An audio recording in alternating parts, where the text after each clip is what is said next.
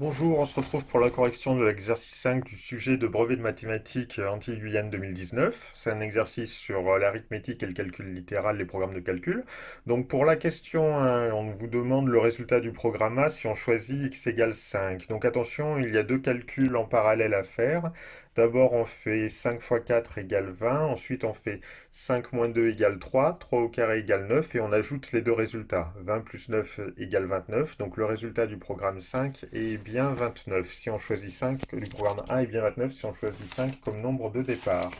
Pour le programme B, avec 5 comme nombre de départ, on obtient 5 au carré égale 25, 25 plus 6 égale 31. Donc si on choisit 5, le résultat du programme B est 31. Ensuite, pour la question C, si on choisit x comme nombre de départ pour le programme A, donc il faut faire toujours les deux calculs en parallèle, donc 4 fois x égale 4x. De l'autre côté, on fait x moins 2, puis x moins 2 au carré. Attention aux identités remarquables, il faut bien avoir en tête les identités remarquables. Là, c'est la deuxième identité remarquable, c'est a moins b le tout au carré. Je vous rappelle, ça fait a carré moins 2ab plus b carré. Donc ici, x moins 2 au carré, bah, a c'est x et b c'est 2. Ça va donc donner x au carré moins 4x plus 4. Si j'ajoute les deux résultats, si je fais 4x plus x au carré moins 4x plus 4, je regroupe par famille, x au carré ensemble, x ensemble, ce qui donne bien x au carré plus 4. Si on choisit x comme nombre de départ, le résultat du programme A est x au carré plus 4. Pour la question 2, on choisit x comme nombre de départ pour le programme B.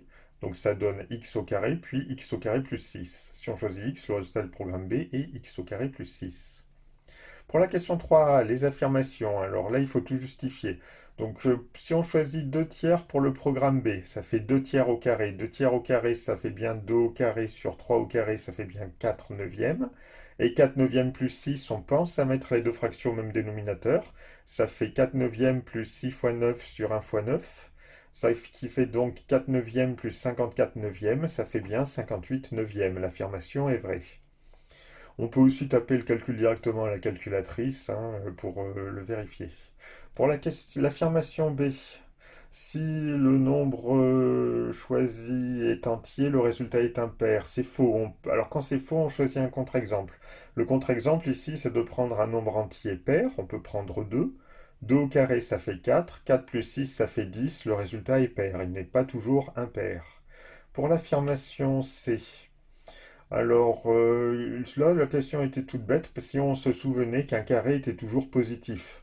Comme le résultat du programme, c'est x au carré plus 6, quel que soit le nombre entier choisi, même s'il est négatif, le résultat de x au carré sera toujours positif. On ajoute 6 qui est un nombre positif, donc le résultat sera toujours positif. L'affirmation est donc vraie.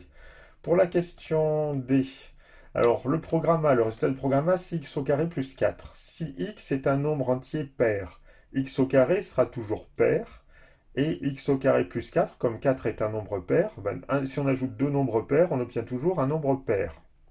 Donc si x est un nombre entier pair, le résultat sera un nombre entier pair. Si x est un nombre entier impair, x au carré sera toujours un nombre entier impair. Et x au carré plus 4, un nombre entier impair plus un nombre entier pair, ça fait toujours un nombre entier impair. Donc si x est un nombre entier impair, le résultat sera un nombre entier impair. Pour le programme B, on raisonne de la même façon, puisque le résultat c'est x au carré plus 6. Donc ça marche comme pour le programme A. Du coup, on obtient que si x est un nombre entier pair, le résultat sera un nombre entier pair. Si x est un nombre entier impair, le résultat sera un nombre entier impair. Du coup, pour les deux programmes, on a le même résultat. Enfin, on a le même style de résultat. C'est-à-dire que si on choisit un nombre entier pair, le résultat sera toujours un nombre entier pair. Si on choisit un nombre entier impair, le résultat sera toujours un nombre entier impair. Donc l'affirmation est vraie.